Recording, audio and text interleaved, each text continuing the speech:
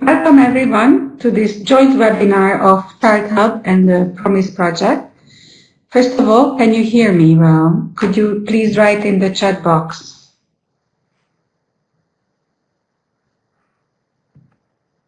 Great, thank you. I'm Resmiye Oral, the project coordinator of the Child Hub project. This is, as I said, a joint webinar with Promise, and this is in fact the third of a mini-series of 3 webinars on health in the Barnahus. The webinar is being recorded and will be available together with the PowerPoint right after the webinar. In order to hear us, just make sure that the speaker icon on top black bar stays green. While you don't have access to your mic, you can always write in the chat box, and in fact we encourage you to use it if you have comments or questions, and if you have technical difficulties, we'll try to help you. Sometimes internet has strange ways of making our webinars difficult, so I cannot promise everything, but we'll try to help you. Without further ado, let me give the floor to Shauna from the Council of Paediatrics. Thank you so much, and good afternoon, everyone. My name is Shauna von Dixon, and as you just said, I am from the Council of the Baltic Sea States, and we are the lead partner on a project called Promise. And I notice a lot of familiar names in the list here, so I won't do as much of my usual spiel as I usually do. Suffice to say, I will once again show the model of what a Barnahus looks like. Just to once again emphasize that it is a one-stop shop, that these professional groups do physically meet literally under one roof in the same place to coordinate their work, to investigate and provide support to child victims of violence, and that it is important to have a medical evaluation as part of the regular routines, not only for recording physical evidence when it is possible to do so, but also because it is a crucial component of the healing that needs to happen, be it physical and also mental.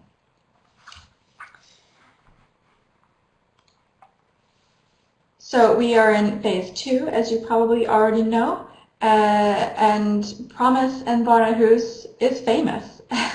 We last week held a big conference here in Stockholm on a totally different issue, on corporal punishment actually, and it came up time and time again from Marta Santos-Pace, the Special Representative on Violence Against Children, and we had Anna Maria Carrasco-Bildt, who is an MEP, and many others regularly brought it up as a good practice model that should be everywhere throughout Europe, and we're really glad to see it spreading so quickly and to be a part of that.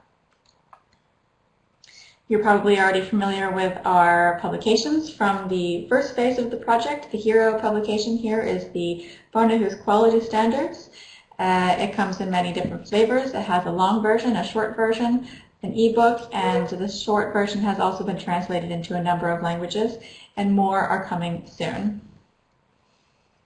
And you can find them on our website. And the website you'll find, if you just go down here, there's a web link, more about Promise. And that's all I've got. So now I'm going to introduce the webinar. So today we have our featured speaker of Andrea Goddard, who is consultant pediatrician and Paediatric Lead at the Havens, the Sexual Assault Referral Center, King's College Hospital, NHS Fundation Trust in London, the United Kingdom. And this is part 3 of a 3-part series on medical evaluation. This part is about sexual abuse, diagnostic workup, and decision making. You can already watch the first 2 parts. The first one was with Stefan Rune from Karolinska University Hospital in Sweden, and this gave a framework for our discussions. And then the second part was on physical abuse, diagnostic workup, and decision making. This was with Resmiye Oral from the United States. And Stefan may or may not be joining us later on to give comments and to participate in the question and answer portion. He has written that he does plan to join if he has the opportunity.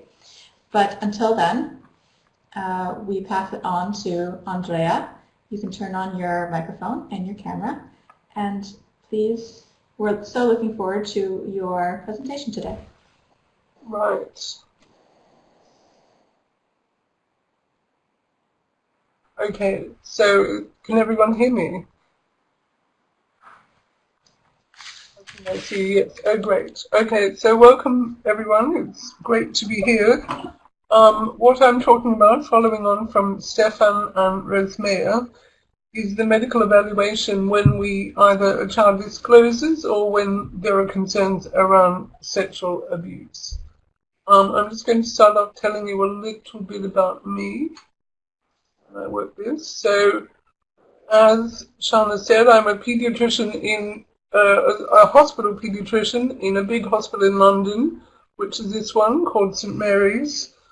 It used to be famous as a place where penicillin was invented, but recently it's become much more famous as the place where the royal babies are born, and every time that happens we have a big press presence outside our hospital.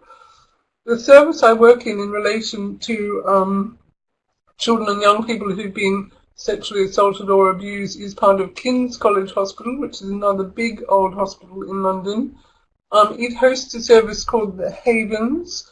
The Havens have a couple of functions. First of all, they're the 24-hour, 365-day-a-year acute forensic medical centre for anyone, any age, any gender who wants or needs an examination after a sexual assault. But as well as that, they've got lots of other services in relation to follow-up medical services, psychological services, advocacy, and they're actually jointly funded and commissioned by both the health service and the police service. So it's already a joint service. In terms of the Barnahus influence in London, we were able, with a lot of help from our friends in Promise One, in fact, that really helped us influence the direction of an enhanced service we were able to open for children and young people about 2.5 years ago, and we cover the whole of London. The new exciting development is a non-acute service for children covering about 20% of London, but we are hoping to see that rolled out so that there is additional services for children all over London, which, as you may have noted, is rather big and very complicated, with about 8 million people and lots of people from very diverse backgrounds. So now I'm going to move on to the first poll, which is about whether or not you've visited London. I know I can already see a person in the audience who might even live in London, but I was just curious to know how many people have. And then London has this possibly unwarranted reputation for having terrible weather, although today it's living up to it. So occasionally it is really nice and sunny. Good, someone was here when it was sunny. Most people think it's permanently cold and raining, which unfortunately it is today. So that's just to get you into the mood for polling. I don't know if we're finished. Looks like we might be. Okay, so that's enough about me and enough about London. And we'll just move on. So what I'm going to talk about today, this is the outline, and it's all about either disclosure of abuse or assault, and throughout, so I don't have to keep saying that, I'm going to say CYP and sexual assault. Sometimes, especially in children who are non-verbal or pre-verbal, we're not sure, but we're concerned, so that's why there's either disclosure or concerns. So what I'm particularly going to talk about are those 4 things. So how we plan a medical evaluation, what we do in a medical evaluation, what we do afterwards, and just 2 other hot topics if I get time at the end. Right. So this is where I have to think very carefully about this presentation. I didn't want it to be too medical and technical. We've had a discussion just beforehand, and Just as a health warning, there's only one line drawing that shows any detailed anatomy in this whole presentation that I'm going to skip past quite quickly. The rest of it, I hope, is not too distressing. It's mainly to describe what we do and how we do it and why we do it. At the end, though, I've got 2 pages of references, so that if you work in a more specialized health area particularly, and you need to have more detailed information, then the references at the end should be quite helpful and lead you to other sources of information at the same time. So I can see that, in fact, there is a doctor here, and lots of other people. And someone's going to let me know what the NGO is. And Shana is describing herself as a bureaucrat. Okay. So I think that might be finished now. And we can move on. But thank you, everyone. That was really helpful. So, these are 3 key considerations before we get anywhere near being examined. The really important one, and this is a discussion which will usually include at least someone in a health service, someone in a police service, and someone in social services. And the hope would be that you might be all together in a child house, but you may not. But you still need to collaborate to work to answer these questions for the child. So the key consideration initially is the particular child safe, and are there any other children who might be at risk of harm? The next question is, how urgent is the medical evaluation? And that helps you decide when and how you're going to time the forensic interview. Not all children have a forensic interview, but it's also something that might, you need to just be thinking about it at this initial point.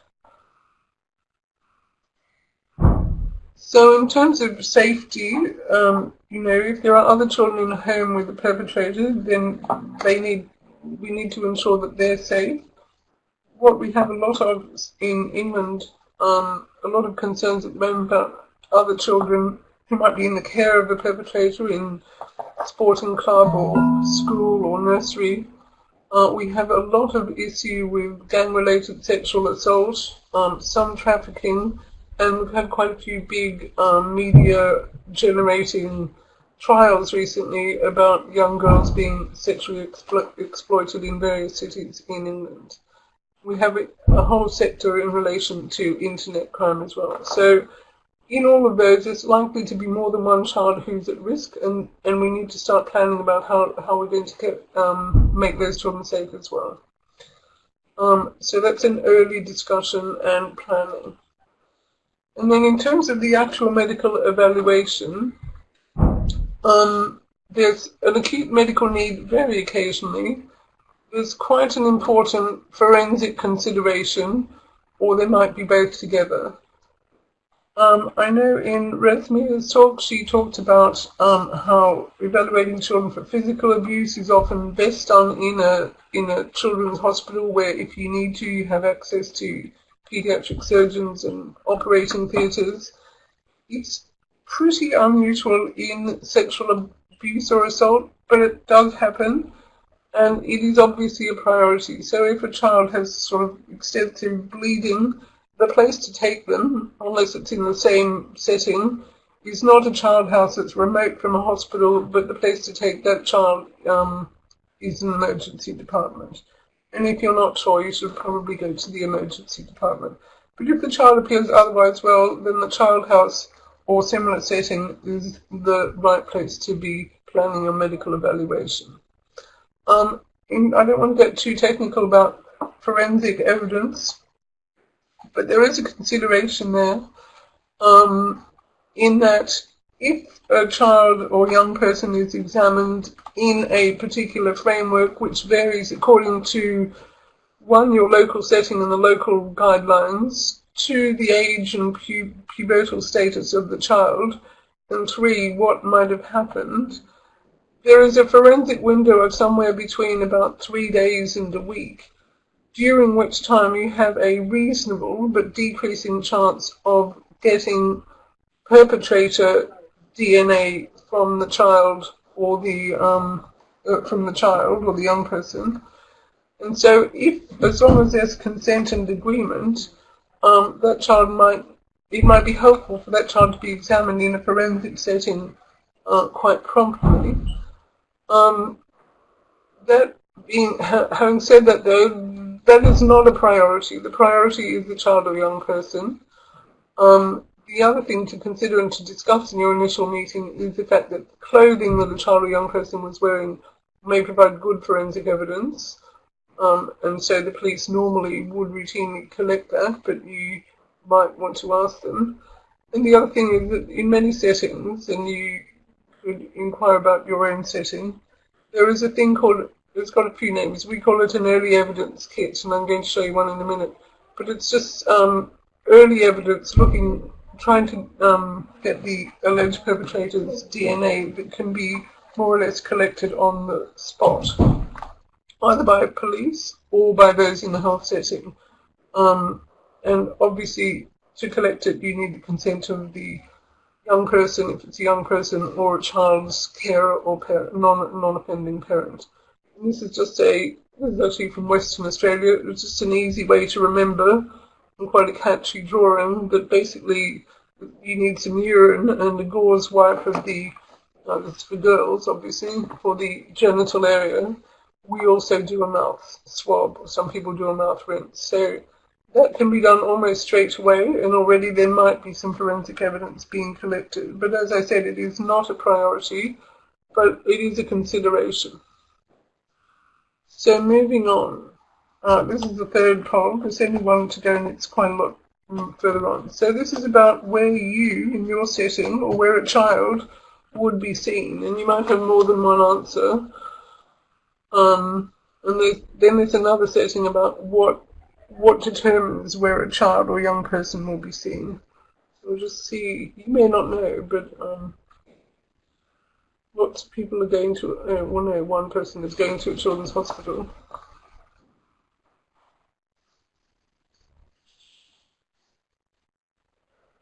Okay. Specialized center. So the consideration is other.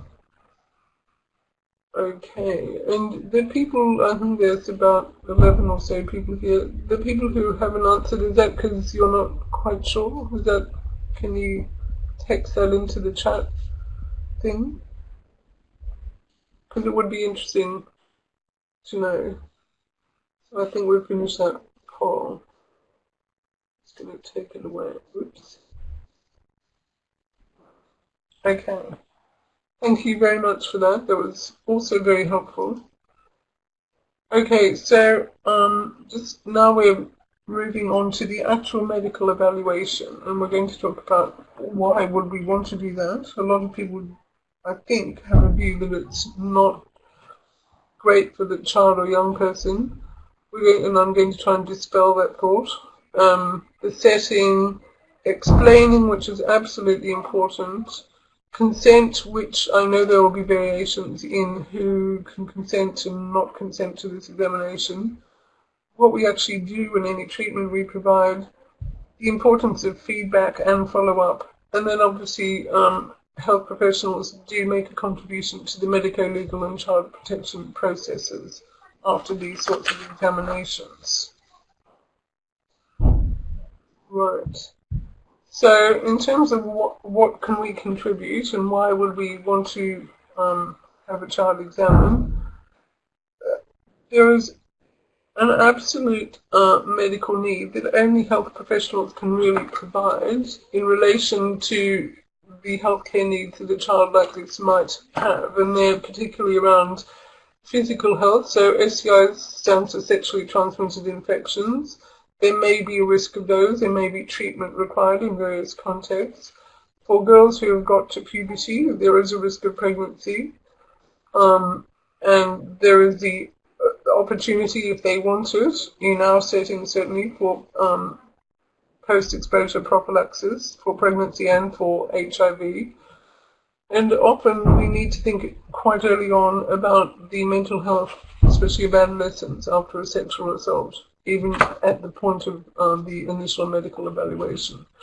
So they're the sort of basic healthcare needs that children and young people have a right to obtain if there are concerns around sexual abuse or assault. In terms of whether or not we do collect any evidence with our early evidence kit and forensic swabs that I talked about a few slides ago, we often don't see any injury, and we often don't have any forensic evidence. And I'll explain the reasons for this a bit later. So I think because of the low yield we get, some of our colleagues in police and social services don't really understand why a medical evaluation is important, and quite often I think they think it's traumatic for the child. And they are right in that we seldom provide evidence. We do see injuries at times, but usually only in the very first little period of time after the actual assault. The best thing we do, in my view, is to provide reassurance, because no matter what's happened, the child or young person and their non-offending parents or carers often have really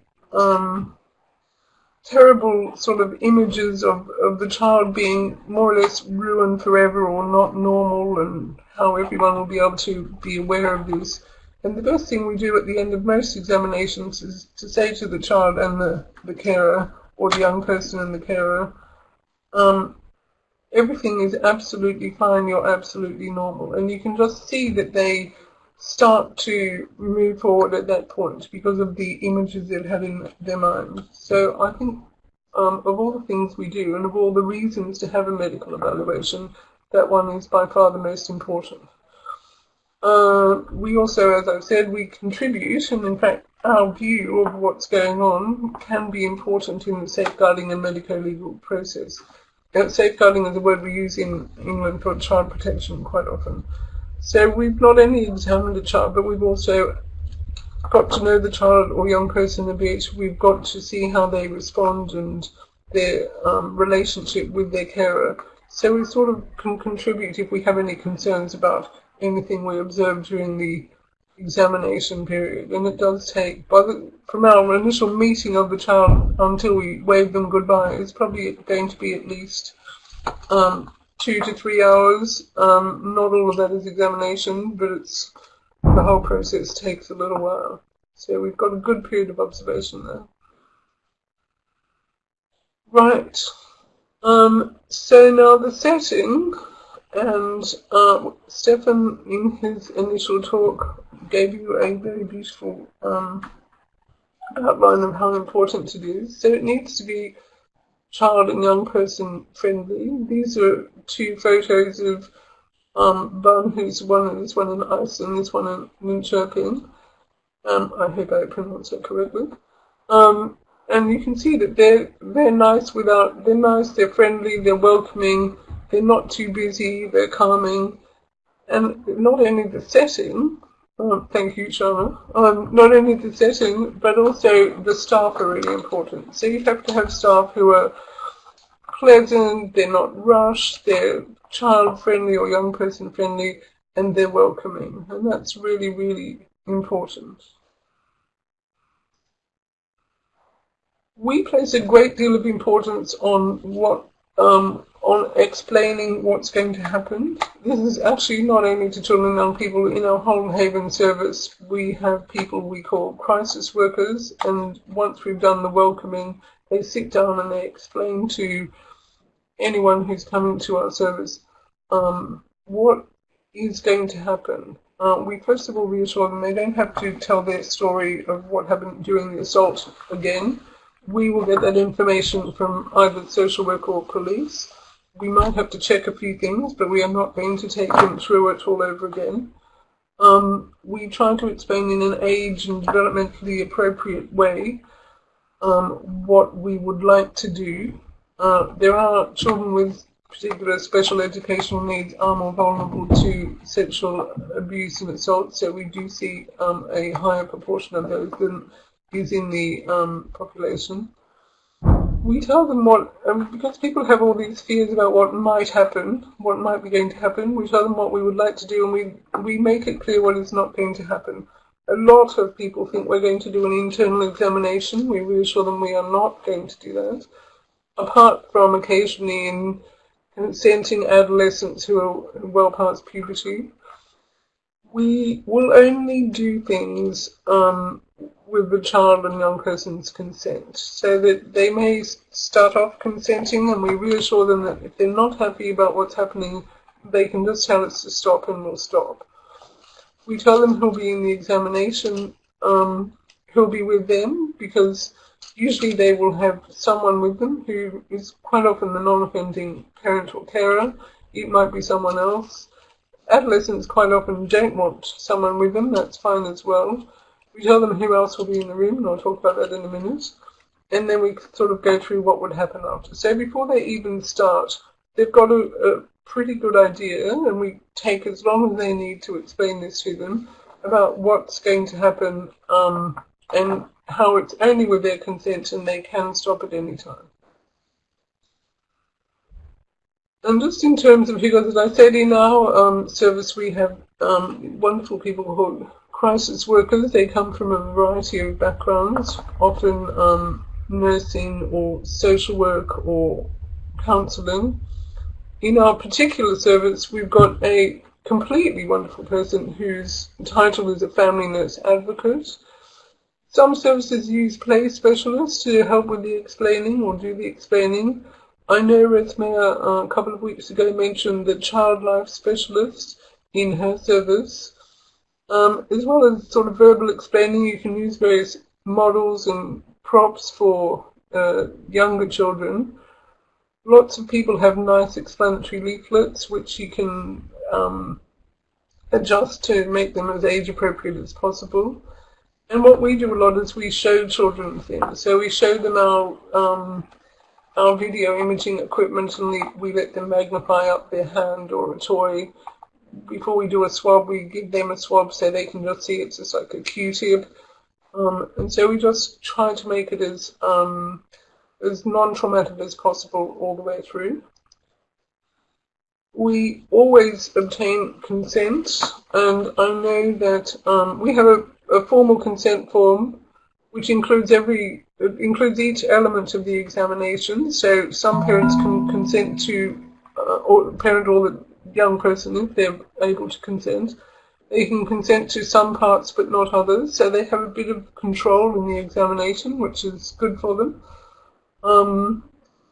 We try to encourage even quite young children to be involved in the consent process. A lot of really young children, and we don't get them particularly involved, it has to be said, but certainly once, if they're listening and they want to sign the consent form, even if technically they're not able to, we will definitely encourage them to do that, which is in accordance with the Convention on the Rights of the Child and other frameworks, so we make sure we take the child's view into account. I know in your different settings, the framework around whether or not adolescents can consent and whether their parents must or must not be informed is going to depend on your local setting. In England, adolescents with who are what we call guilt competent can consent. We're not obliged to inform their parents, and there are lots of reasons why that might or might not be a good plan. But sometimes all you need is a bit more time with the adolescent, and eventually working with them, you can get them to involve the various agencies and their parents once they've got a bit more confidence in the system. But we don't have to force them into that. I know in some settings you don't have that choice. Right. So in terms of who should be present, one of the reasons I'm talking about this today is because I am aware that some of our colleagues have a problem, shall we say, with a very large number of people being present during the examination. And so I thought I'd just set out what we do, and how we get over the need to have good cooperation from our police colleagues without actually having them in the examination room. So the people who we would have, obviously the child or the young person, with a support person for the child who will often be the non-offending parent. And as I said, some adolescents may wish to be examined alone, which is fine. And then we have no more than about 3 people, 2 or 3 people, and they're child or young people friendly. We're not in a hurry. We do have luxury of time when we're doing our examinations. And we usually have a mix of doctors, nurses, including our forensic nurse examiners, the crisis workers that I've mentioned. In some settings there are play therapists, and there are various types of advocates. And that's it. We don't bring the police into the room. We have a discussion with the police beforehand. We meet them afterwards. We describe the findings, if there are any, and we hand over the forensic swabs if we've taken them to the police at that point. But we cannot see, I mean, first of all, it's very, for many children, it's the first time anyone's examined their anogenital area. It's a very private examination. The police are not going to know what we're seeing or what we're doing, and it's just inappropriate and potentially extremely traumatizing for a child to have a vast crowd of people in the examination room. So what do we actually do? So we, sometimes we do this in our setting in the waiting area because it's private, but we take a very comprehensive past history and a history of the current functioning of the child. We do it with a pro forma, which just helps us not to forget things. One of the objections to pro formas is that if you're just sitting there ticking off 100 questions, it can not look as though you're engaging in a appropriate way with the child and the carer. But it is important not to forget things. We also, part of that will be not only physical health, but also mental health and general sort of social functioning. Then we do a general normal examination, because this is something that most children will be familiar with. We do it bit by bit. We don't strip them down and then sort of make them stand around with very few clothes on. So we do an arm, and then we might do the chest, and then we might do the tummy. If we're doing a forensic examination, the child or young person actually wears a disposable hospital gown in our setting. And what we've often done before that is to cut it so that it looks quite fun with a zigzag hem or something a bit amusing for the child. And the reason we do that is because the clothing may have been taken as evidence. And just as an aside, if you're doing that sort of examination and the clothing is going to be taken away, you need a replacement clothing supply for the child or young person. So we do the normal things that paediatricians do, which is height and weight. I forgot to put in here, we assess their pubertal status, and we look for signs of injuries and signs of neglect for things like dental caries, for example. And occasionally children in this context may well be neglected, which might include neglect of their medical needs, so we are looking for signs of unresolved medical needs as well. And as I said, throughout this whole fairly long period, we're looking at their demeanour, their level of understanding, and their interaction with the carer. This is so this is the examination room in Tallinn. This is our examination room in London. This is not a forensic examination room. In Tallinn, I'm not sure actually. But we do explain to the child, and those children who provide consent, we explain that we do need to have a look at their anogenital area. We do it in a way that protects their modesty as much as possible. And depending on the age, little children, we can often do it on their mum's lap. I'll show you a picture of that in a minute. And our aim is to have to use various techniques which are all about sort of just positioning the child and looking at the genital area, anogenital area, so that we can see whether or not there are any injuries there. Oops. So this is a fully dressed child, as you can see, but this is the sort of position we might examine a child in.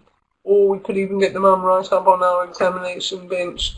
And that way we can see what's going on in the anogenital area, but the child has got the security of being on the mum's lap, basically.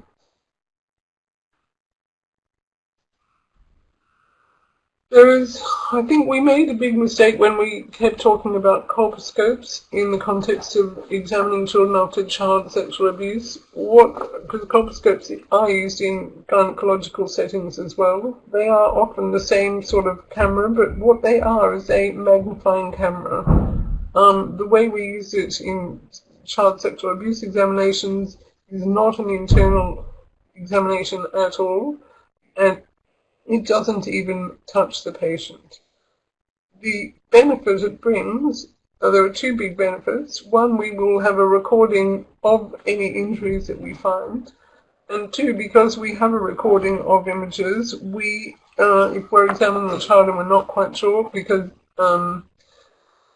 deciding whether findings in the anogenital area, particularly in girls, is quite a specialized skill, and sometimes it's really hard to know whether it's a normal variant or not. So if you have images, it means that you have the possibility to review them with your peers or with experts so that you can reach a more balanced opinion about what you're actually seeing. So it avoids the child being re-examined, and actually it has a great value in terms of educating health professionals who want to be involved in this type of work as well. So that's the way we use it, just as a camera. And basically we usually have one person or the mother holding the child.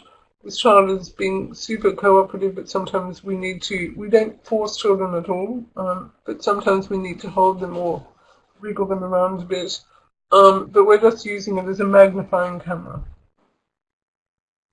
I'm stressing that because I've come across so many people who think that what we're going to do is an internal examination. So what are we actually looking for? In the anogenital area of boys and girls, we're looking for, if we're examining the child, what we call acutely, that is within a few days of the disclosure or the concern.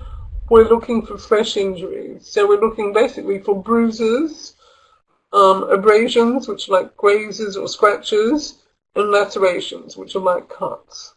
And they can be in any particular part of the genital area. So for boys, they might be on the penis or around the bottom. For girls, they might be anywhere in the genital area. Once we're out of the acute phase, we're looking for signs of old injuries. They are actually very rare because most injuries in this part of the body heal really rapidly. And the expertise that I mentioned a minute ago, the appearance of the genital area, especially in girls, is hugely variable. So there is a wide range of normal appearances. And this, in the end, there is a particular evidence-based book from the Royal College of Paediatrics and Child Health in England, as well as AAP and a few other people, which go through all of the normal variants and the significance of various findings that we might see. So it is quite specialized. And the other thing to say is that there are other causes of abnormal appearances in this area. There is trauma that's not related to sexual contact. This is a child having what we call a straddle injury. That is not uncommon. What will normally have happened that will differentiate it, it's not only to some extent the nature of what we will find, but also the fact that people or other children will have observed this child falling with one leg on either side of a bar. So it's a straddle injury. Boys sometimes have zipper injuries and have injuries to their penis. Then this is getting a bit technical, but there's a whole range of medical conditions that are not related to sexual contact. So this is where the expertise in terms of interpreting the findings comes in, and it's also where the value of having the images and being able to discuss with colleagues or experts becomes really valuable. So, and I know people think it's all about the hymen. It's just a definition of the hymen. There is a hole in the middle of the hymen, which some people don't appreciate. If you don't have it, it's a medical problem with that name, imperforate hymen.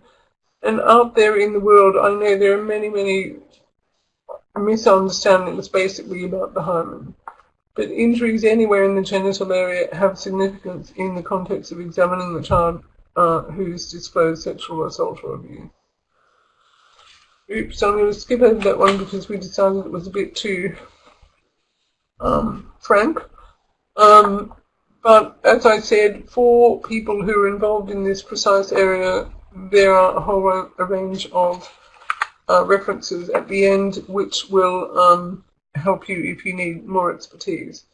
So basically, we hardly ever find any abnormality. There is quite a recent paper, it's reference 8 in these references, where depending on how quickly you examine someone, you will find in girls examined within a day or 2 or 3, up to 20% will have an injury.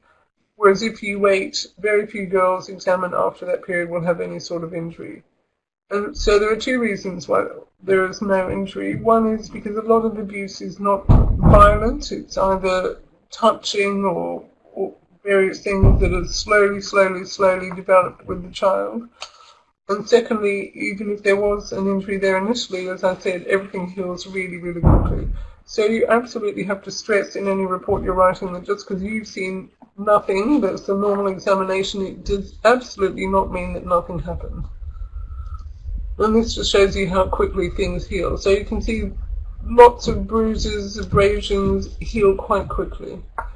Some people do, if the child consents, re-examine children with injuries after a period of time, which can be really helpful practice because it helps you to be more precise about when the injury occurred.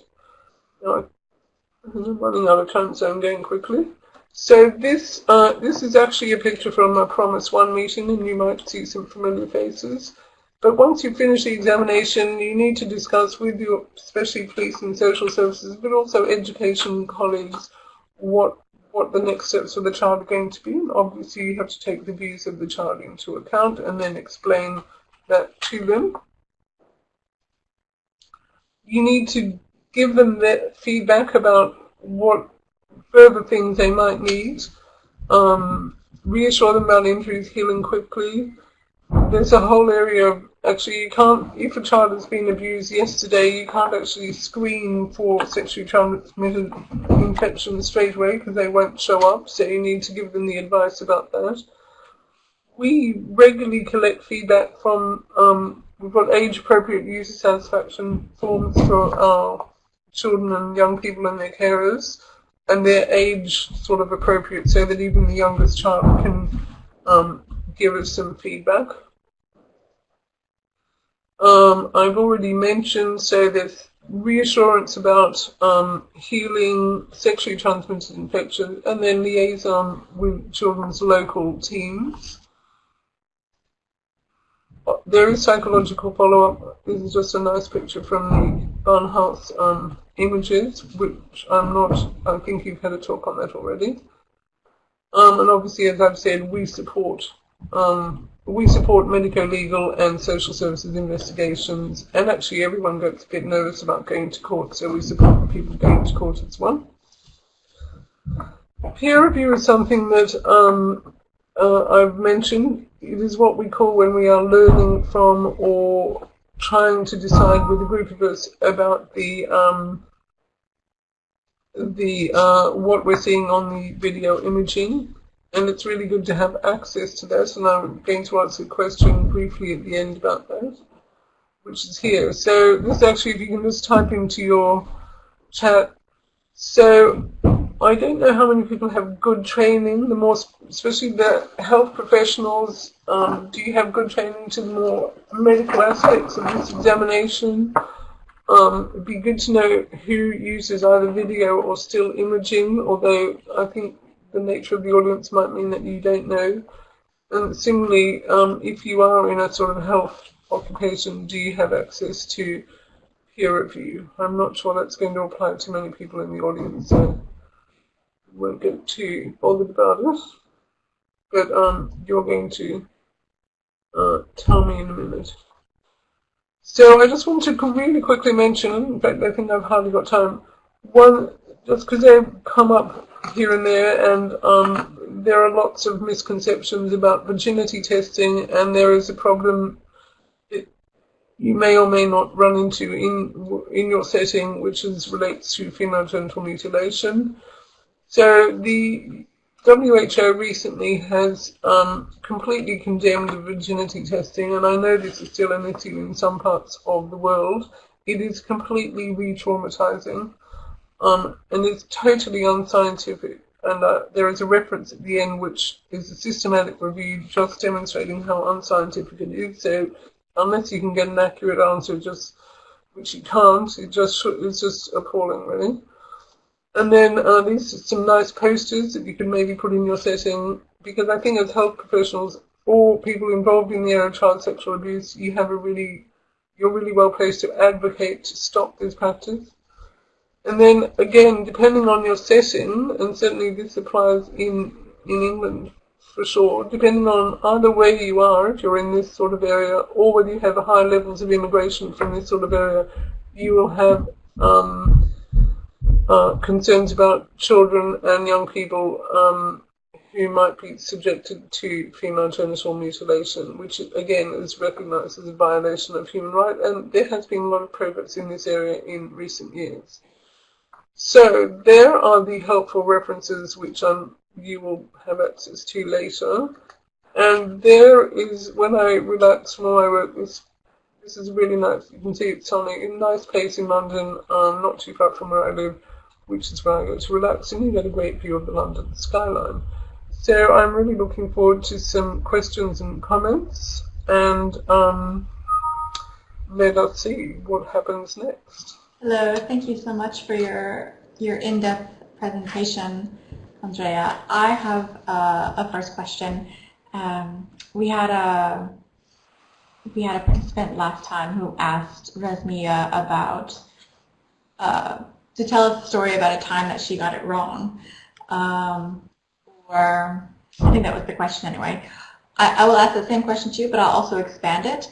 Maybe since so rarely there is any evidence for sexual abuse, maybe do you have a story about a time where you caught something that would have otherwise gone unnoticed?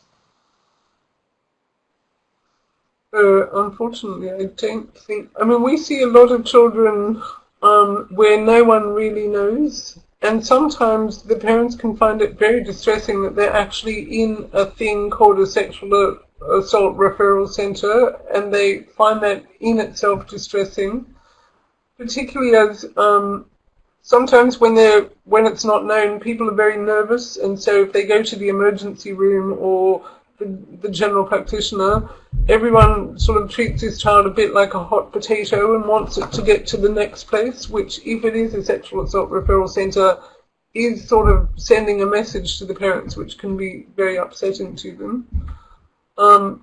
That's one area where, I have had a father who got really angry with me personally because he was so upset about being in a sense like that, and actually I sort of agreed with him. It was not sensible that he was in the setting, but there was a concern, and no one else in the health context would address it, so we would. The other thing that we find very distressing, and in fact I did discuss this with some of the Promise One team, is we sometimes see children where we think the allegation made by one parent against the other, in the context of usually an acrimonious separation, we can find that very upsetting, and we deal with the distressed parent, and I'm not quite sure how well we do that. And we've seen that child and they're usually quite young children who are often pre-verbal, so they can't talk, but we have in the last year or so seen an older child who I think had been, I'm not sure, it was hard, this is where it's hard to say, had been really coached by her mother, I think, into sort of describing these horribly graphic events, and we just didn't quite think they were right. So our main distress and concern, and do we get it right, is around where there's some kind of manipulation, psychological manipulation going on around in the context of an allegation of sexual assault. Mm.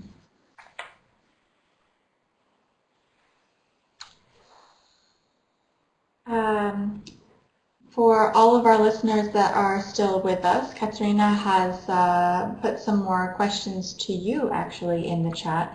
We would like to know who uses video or still imaging, if you have access to peer review, and things like this. So if you're still with us, we'd love to hear more about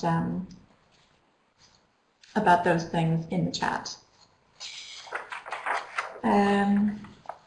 Andrea, actually, you weren't with us in Resmiye's presentation last week, but I know that you've watched it. After watching it, is there anything that you would like to comment on or add here and connect it somehow to your presentation today?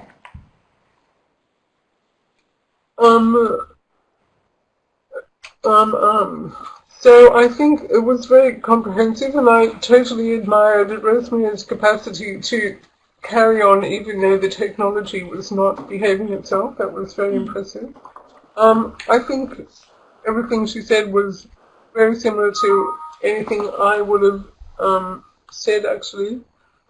I mean, in terms of our centre, the Havens, we are exclusively related to sexual assault and abuse, but in terms of the job at the other hospital I work in, St Mary's, we regularly see children with various degrees of difficulty of physical abuse, and actually, you know, some things are slightly different in one country to another, but it was all of the things that Resmiye said I completely agreed with. So no, I thought it was great talk.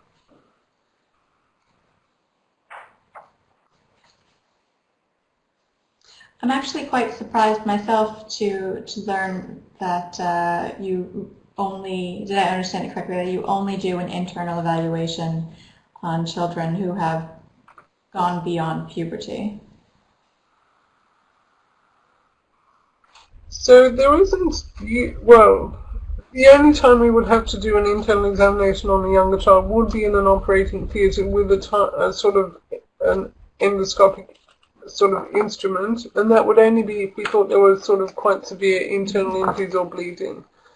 But it's just too invasive, and it doesn't give you, you can't do it to a child without an anaesthetic, frankly.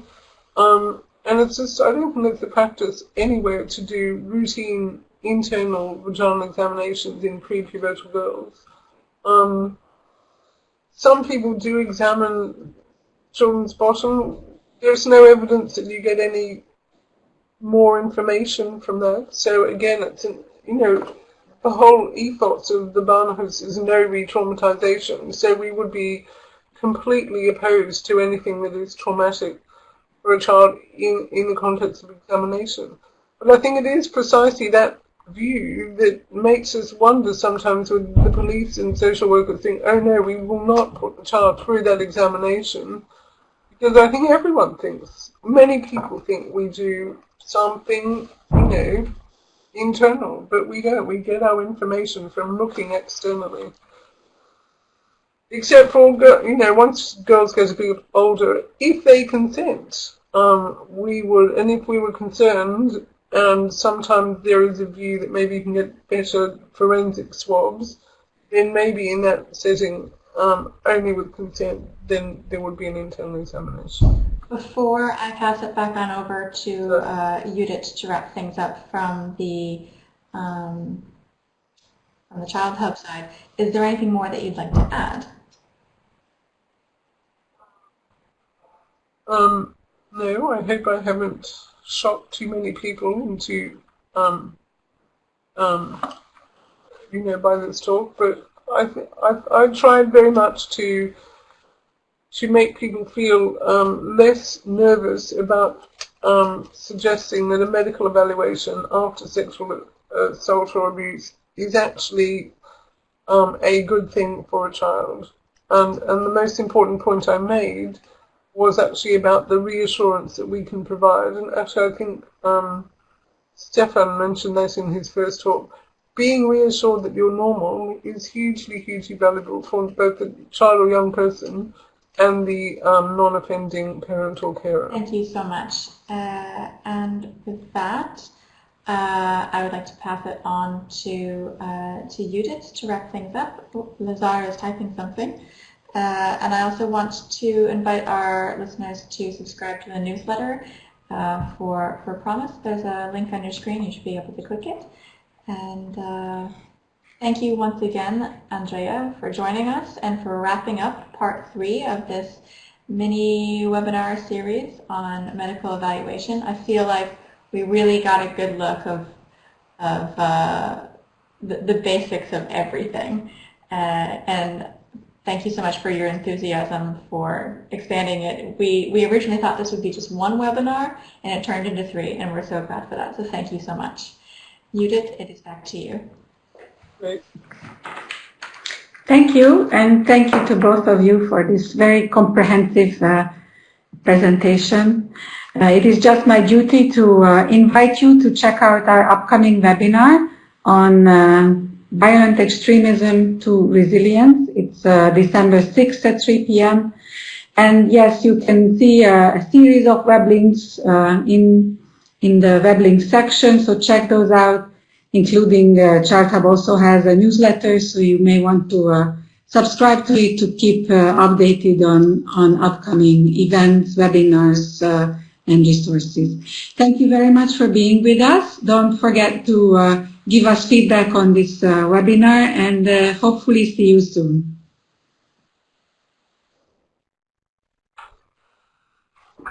Bye.